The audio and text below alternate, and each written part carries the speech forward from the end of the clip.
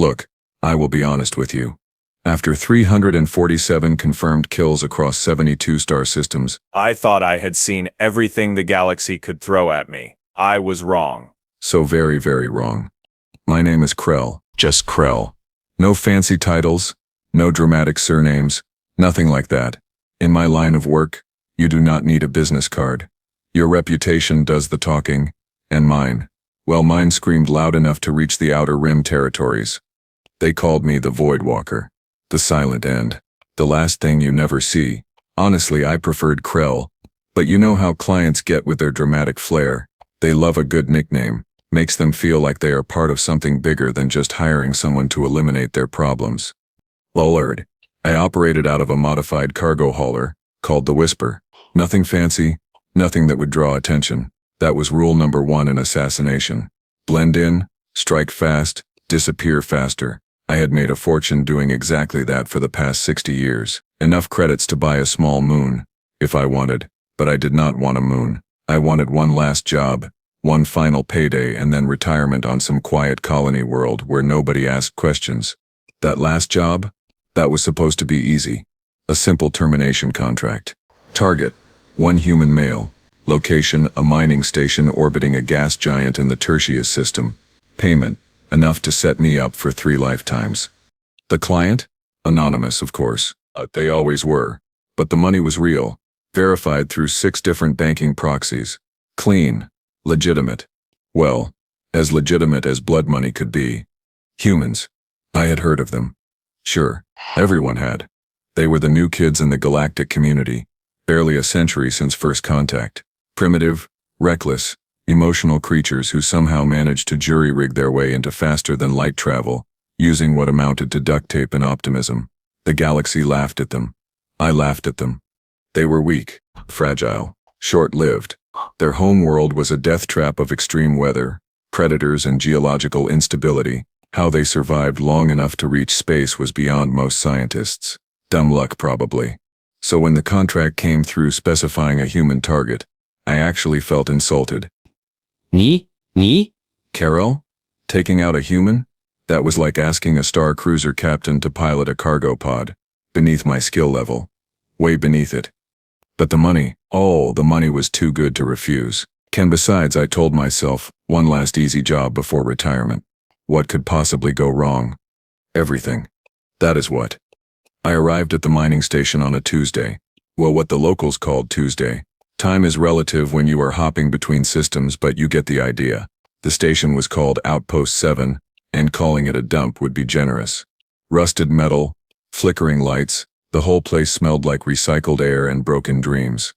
Perfect place for an assassination. Honestly, nobody paid attention to strangers here.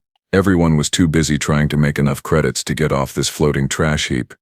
My target's name was Marcus Reeve, 40, 2 years old, older so bare. Working as a security consultant for the mining company. The file said he was average height for a human, brown hair, unremarkable features, the kind of guy who could walk through a crowded room, and nobody would remember seeing him. That should have been my first warning sign. In my experience, truly unremarkable people did not end up with galaxy-class bounties on their heads. But I was confident. The cocky, even. This was going to be simple. Observe the target for a day or two, learn his patterns, find the perfect moment, take the shot, collect the payment. Easy. I spent the first day watching him from the station's central hub, pretending to be a shipping contractor looking for work. Marcus worked predictable hours. Every morning at 0600 station time, he left his quarters in Section 9, walked to the cafeteria, had coffee, black, no sugar. Then he made his rounds, checking security systems, talking to workers, generally doing his job. Boring, routine, perfect for what I had planned. On day 2, I noticed something odd. Marcus had this habit of pausing at random intervals during his patrol routes. He would just stop, tilt his head slightly, and wait for a few seconds before continuing. At first, I thought maybe he was listening to communications through an earpiece. But no. I scanned him. No tech, no implants, nothing. Weird, but not alarming. Humans were strange creatures. Everyone knew that. Day 3, I made my preparations. I had acquired a long-range plasma rifle from a black market dealer in Section 12. The guy tried to overcharge me, naturally, but after I explained, very calmly, what I did for a living, he suddenly became much more reasonable about pricing. I set up my shooting position in an abandoned maintenance tunnel that overlooked the main transit corridor. Marcus walked through there every day at 1400 hours, right after his lunch break. The corridor would be mostly empty at that time. Perfect line of sight, clean shot, easy extraction. 1400 hours arrived. I settled into position, activated the rifle's targeting system, and waited. Marcus appeared exactly on schedule. The man was nothing if not punctual. He walked with an easy gait, hands in his pockets, looking completely relaxed, almost bored. I centered the crosshairs on his head. My finger moved to the trigger. This was it. One last job. One last pull of the trigger. Then retirement. I squeezed. The rifle discharged with a whisper-quiet hiss. The plasma bolt screamed through the air at near light speed, perfectly aimed. Absolutely lethal. Marcus ducked. Just ducked. Like he knew. Like he had eyes in the back of his head. The bolt passed through the space where his head had been a millisecond earlier and splashed harmlessly against the far wall. He moved before I could even process what happened, not running away, which would have been the smart play. No. This absolute madman ran toward my position, toward the armed assassin who had just tried to kill him. I fired again, and again. 3 more shots in rapid succession, each one perfectly aimed, each one compensating for his movement. He dodged them all, weaving, ducking, changing direction with a fluid grace that should not have been possible for a species with such limited reflexes. At least, that was what the biology reports said. Humans were slow compared to most galactic species. Reaction times measured in fractions of seconds, not milliseconds. Either those reports were very wrong, or Marcus Reeve was not a normal human. He reached the maintenance tunnel entrance before I could switch to my sidearm. I heard his footsteps, fast and precise, coming up the access ladder. I had maybe 10 seconds before he reached my position. Time to go. I grabbed my rifle, triggered the emergency cache release to destroy any evidence, and bolted for the secondary exit. Rule number 2 of Assassination. Always have an escape route. Always have 2. Actually. I emerged 3 levels down, breathing hard, which I never did, and immediately headed for the docking bay where the Whisper waited. This job had just gone from easy to complicated, and I did not do complicated, not anymore. Time to abort, return the deposit, and forget this whole thing ever happened. Except Marcus Reeve had other plans. He was waiting for me at the docking bay, just standing there, next to my ship, arms crossed, looking completely calm, like he had not just survived 5 assassination attempts in the span of 3 minutes. How did he even know? I did not want to know. I just wanted off this station. I drew my sidearm, a military-grade particle pistol that could punch through combat armor. Marcus did not even flinch. "We should talk," he said. His voice was calm, conversational even, like we were old friends meeting for drinks. "I do not talk," I replied, keeping the weapon trained on his center mass. "I complete contracts." "Yeah, about that," he smiled. You are not going to complete this one. "But I appreciate the effort. Really, very professional work. The shooting position was excellent, by the way. Good sight lines, easy exit. I would have done the same thing." Was he critiquing my assassination attempt? The audacity. "Move away from my ship," I said, my voice dropping to that dangerous register that usually made smart beings reconsider their life choices. "Cannot do that," Marcus said, still smiling. "See, you and I have a problem. Someone paid you to kill me. I would very much like to know who, and since you are the only link I have to that person, I need you alive and talking. That is not how this works. Client confidentiality." Right. Honor among killers. I get it." He uncrossed his arms, and that was when I saw he was holding something. A small device, about the size of a credit chip. But here is the thing. Krell. Holm, yes. I know your name. I know a lot about you. You are very good at what you do. 347 confirmed kills. Impressive, but you have never hunted humans before, have you? My grip tightened on the pistol. Targets are targets. Species does not matter. Oh, but it does. That smile widened. You see humans? We evolved on a Deathworld. Everything on our planet tried to kill us. The weather, the animals, the plants, even the bacteria. For millions of years we survived by being better hunters than the things hunting us. We developed persistence, strategy, deception. We learned to think 3 steps ahead because anything less meant extinction. Fascinating history lesson, I said. But bullets do not care about evolutionary advantages. True. He held up that small device. This is a dead man's switch. If my heart stops or if I get more than 50 meters away from the docking bay, it triggers a signal. That signal goes to station security, the local authorities, and about 6 different news networks, along with that signal. Complete details about you. Your ship, your methods, your safe houses, your bank accounts. Everything. Bluff. Had to be a bluff. You are lying. Maybe. He shrugged. Want to test that theory? Go ahead. Shoot me. See what happens. Or, and hear me out here. We have a conversation. You tell me who hired you.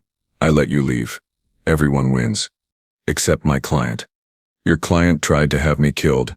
I think we can agree they forfeit the right to loyalty. I stood there, weapon-trained, mind-racing. This was wrong. All of it. The job. The target. The situation. My instincts, the ones that had kept me alive through decades of the most dangerous work in the galaxy, were screaming at me to walk away. But I could not. My ship was blocked. This human had leverage. And worst of all, I was starting to suspect I had been set up. One question, I said. How did you dodge my shots? His smile faded slightly. Combat reflex training. Humans call it reading intent. You learn to watch for the micro movements that precede an attack. The shift of weight, the tension in muscles, even the change in breathing. Your rifle barrels emit a slight heat signature before discharge. I felt it moved before the shot fired. Impossible. The plasma rifle fired in 0.003 seconds. No biological being could react that fast. You do not believe me, Marcus said. I can see it in your face. Or well, facial structure. You are Corthan, right? 5 eyes, exoskeleton. Naturally skeptical species. But here is the fun part. I am not even the most dangerous human you could have been sent to kill. I am just a security consultant. Imagine if they had sent you after one of our actual soldiers. That was supposed to be reassuring? Because it was not. The client, I said finally. I do not know who they are. Anonymous.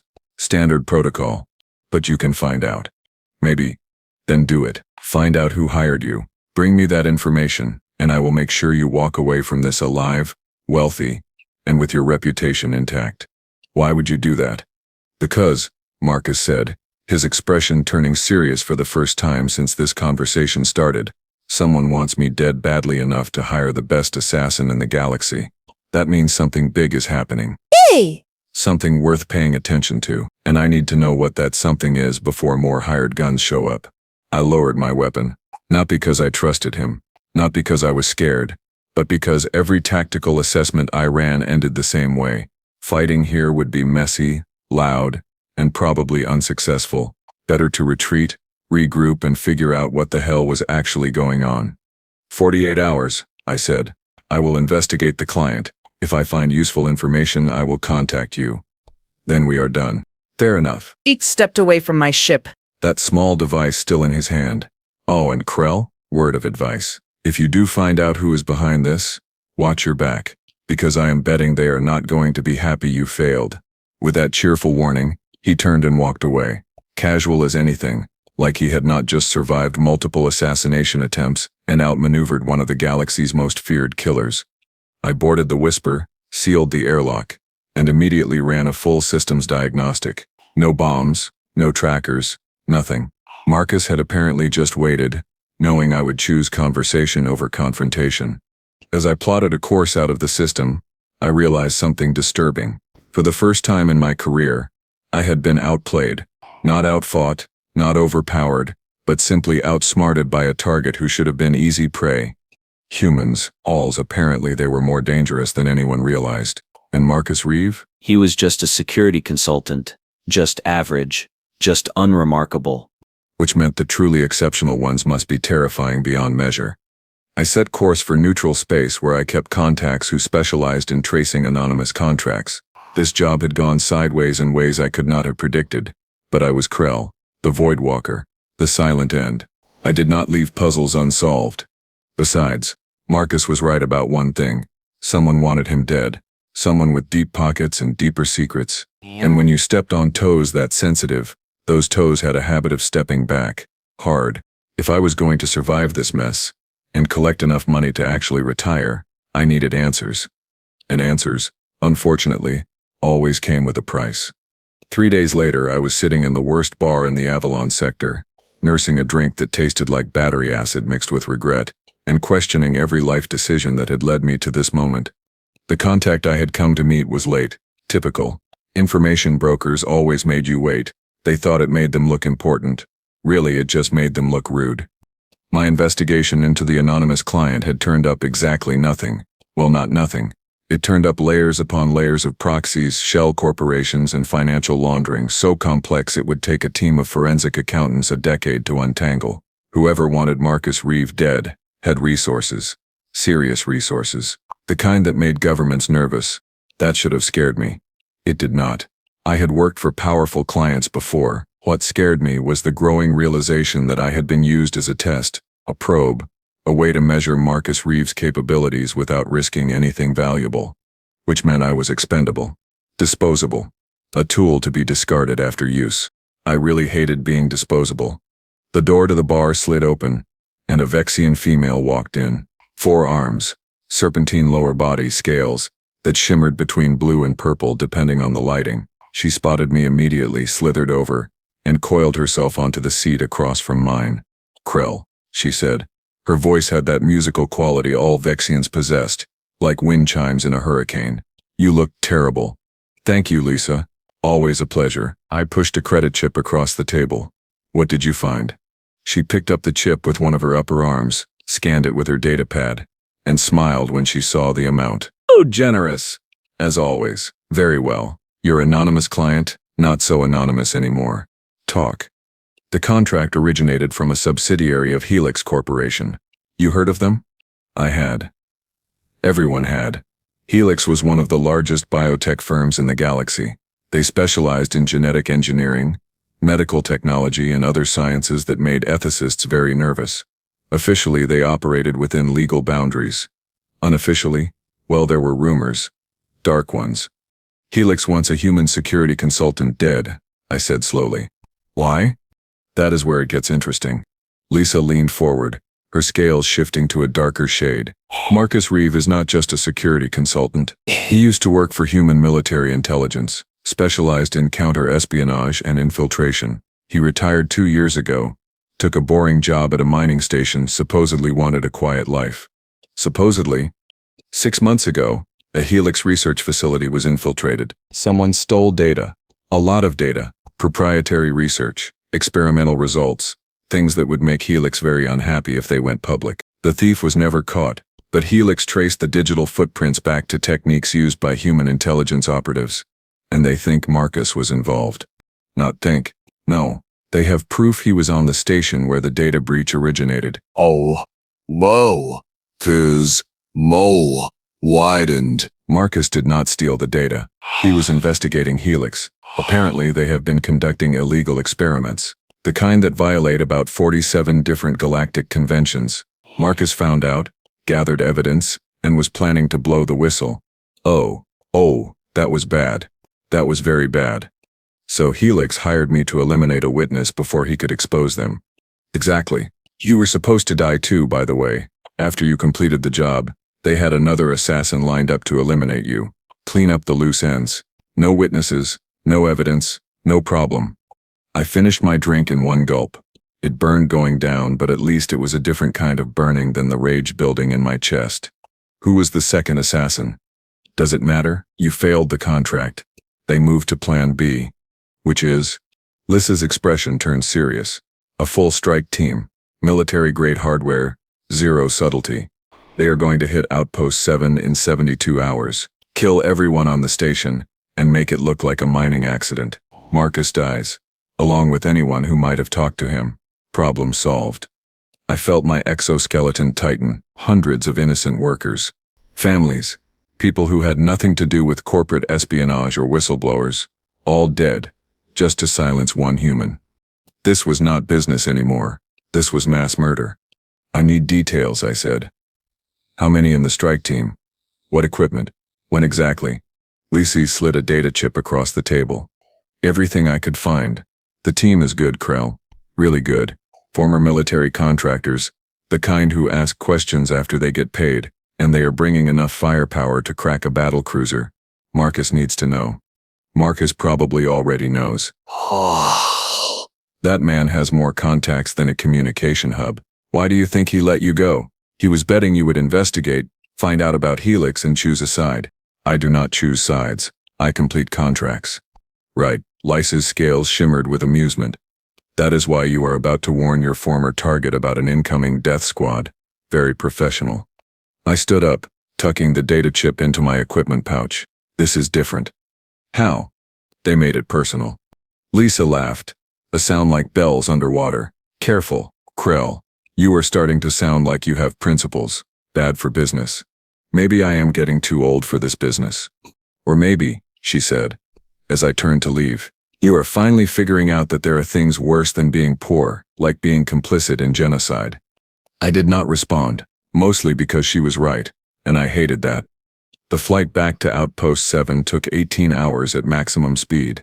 The entire time I was running calculations, planning strategies, and trying very hard not to think about the fact that I was about to betray a client to help a target. My professional reputation was about to take a serious hit. But then again, my professional reputation would not mean much if I was dead, and Helix had already proven they saw me as expendable. So, really, this was just survival instinct. Nothing noble about it. Just pragmatic self-interest. That was what I told myself. Anyway, I arrived at the station 4 hours before the strike team was scheduled to hit. Security waved me through without question. Apparently, Marcus had put me on the approved visitor list. Presumptuous human. I found him in his office, reviewing something on a holographic display. He looked up when I entered, not surprised at all. Krell, back so soon. I am guessing you found something interesting. I threw the data chip onto his desk. Helix Corporation. They want you dead. They are sending a strike team in 4 hours to destroy this entire station. Marcus picked up the chip, scanned it, and his expression hardened. How many? 12 operators. Military-grade weapons. Enough explosives to crack the station's reactor core. Cute. He stood moving to a wall panel and pulling out a weapons locker I had not noticed before. Inside were enough guns to equip a small army. You warned the station administrator? Not yet. Wanted to talk to you first. Appreciate that. Okay, here is the situation. We have 347 people on this station, mostly civilians. We cannot evacuate that many in 4 hours. And even if we could, Helix would just blow the station anyway to destroy evidence. 347. The same number as my career kill count. The universe had a sick sense of humor. So we fight, I said. We fight. You sure about this? Once you cross Helix, they will come after you. Forever. They were already planning to kill me. Might as well make them work for it. Marcus smiled. They actually smiled, like we were planning a party instead of a desperate last stand against overwhelming odds. You know something? I think I like you, Krell. You have style. I have a survival instinct. There is a difference. Sure there is. He pulled out a rifle, checked the charge and tossed me another. Ever fought alongside humans before? No. Then you are in for a treat. We specialize in making bad situations work in our favor. It is kind of our thing. Over the next 3 hours, Marcus turned Outpost 7 into a death trap. He organized the miners into defensive positions, distributed weapons from hidden caches I had somehow missed during my surveillance, and set up enough explosive surprises to make a demolitions expert weep with joy. The humans on the station, once they understood what was happening, did not panic, did not run. They got angry. Righteously. Terrifyingly angry. Apparently humans really did not like being threatened. Something about evolutionary stubbornness. One miner, an older woman named Janet with arms like industrial hydraulics, personally welded shut 3 access corridors after rigging them with improvised explosives. Another, a young guy called Tommy, who could not have been more than 25, hacked the station's environmental controls to create thermal dead zones that would confuse enemy scanners. These were not soldiers. They were ordinary people. But they fought like their lives depended on it, because, well, they did. Marcus positioned me in a sniper nest overlooking the main docking bay. First wave will come through here. Take out as many as you can. Aim for their life support systems. Armor is tough, but everyone needs to breathe. I know how to kill people. It is literally my job. Right. Sorry. Professional courtesy. He checked his weapon one more time. When this is over, assuming we survive, you want to help me take down Helix? For real this time? Are you seriously recruiting me right now? I am seriously offering you a chance at redemption. Plus, I could use someone with your skill set. And honestly, you seem like you are tired of working for the bad guys. I stared at him. This insane, reckless, optimistic human who had somehow turned a massacre into a rallying point, who had taken a broken situation and forged it into something resembling hope. Let me think about it, I said. Fair enough. Try not to die before you decide. The strike team arrived exactly on schedule, 12 operators in full combat armor, carrying enough weapons to level a small city. They breached the docking bay with practiced efficiency, moving in a tight formation that spoke of years of training. I let them get 3 steps inside before I opened fire. The first shot took the point man in the throat, right where his armor had a seam. He went down hard. The second shot caught the demolitions expert, identified by the extra equipment on his back. That one was important. No explosives expert meant no easy station destruction. The remaining 10 scattered, returning fire toward my position.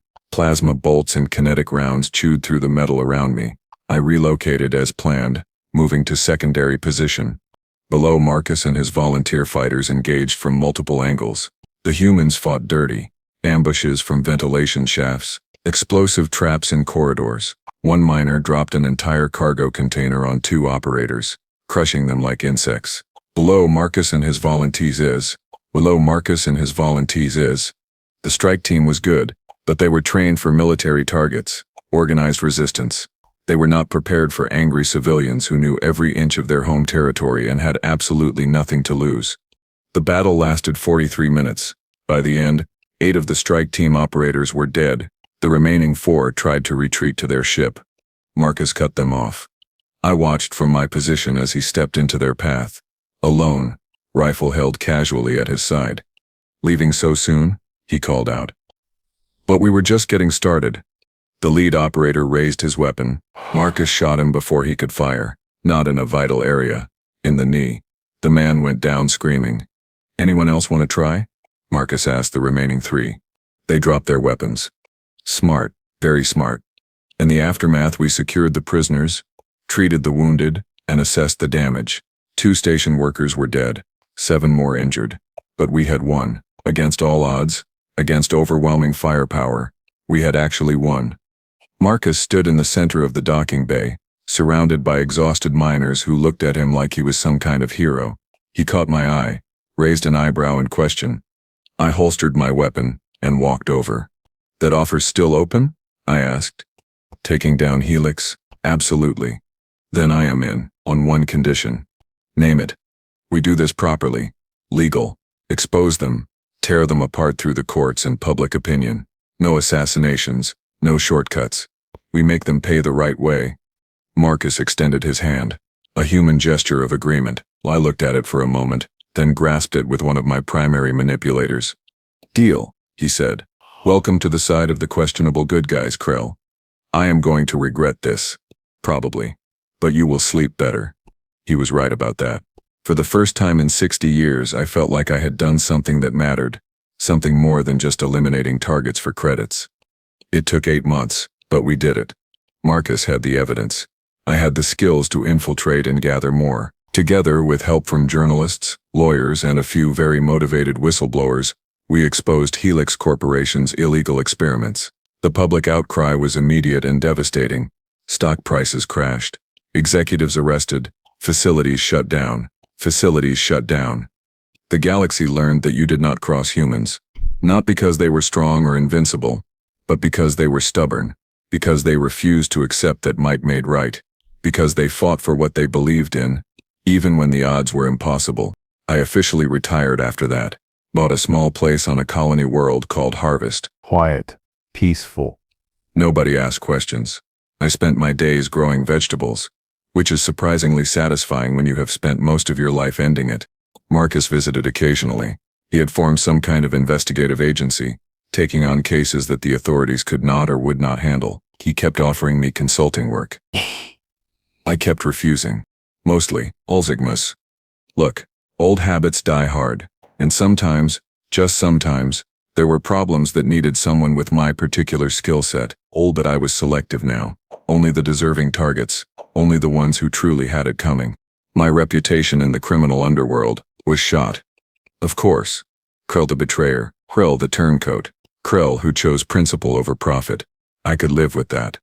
Because here is what I learned from Marcus Reeve, that unremarkable human security consultant who survived the galaxy's most feared assassin. The universe was not divided into predators and prey. It was divided into those who made the galaxy worse, and those who tried to make it better. For 60 years, I had been firmly in the first category. For the rest of my life, however long that might be, I intended to live in the second. And if that meant occasionally helping an insane human take on corporations, criminal syndicates, or corrupt governments, well, retirement was boring anyway. The galaxy's most feared assassin took one last job. He failed that job spectacularly. And somehow, in failing, he found something he had not even known he was missing. Purpose. Meaning, a reason to wake up in the morning that was not just about credits and contracts. Also, really good coffee. Humans made excellent coffee. That alone made the whole career change worthwhile. So if you are out there planning something terrible thinking you can get away with it because you have money or power or connections, let me give you some advice. Some wisdom earned through 347 kills and one spectacularly failed assassination. Do not underestimate humans. Do not assume they will play by your rules. And definitely, absolutely, under no circumstances, send a lone assassin to kill one of them. Because they will not just survive, they will recruit your assassin, expose your crimes, and make you regret every decision that led to that moment. Trust me on this one. I learned the hard way. And honestly, I would not have it any other way.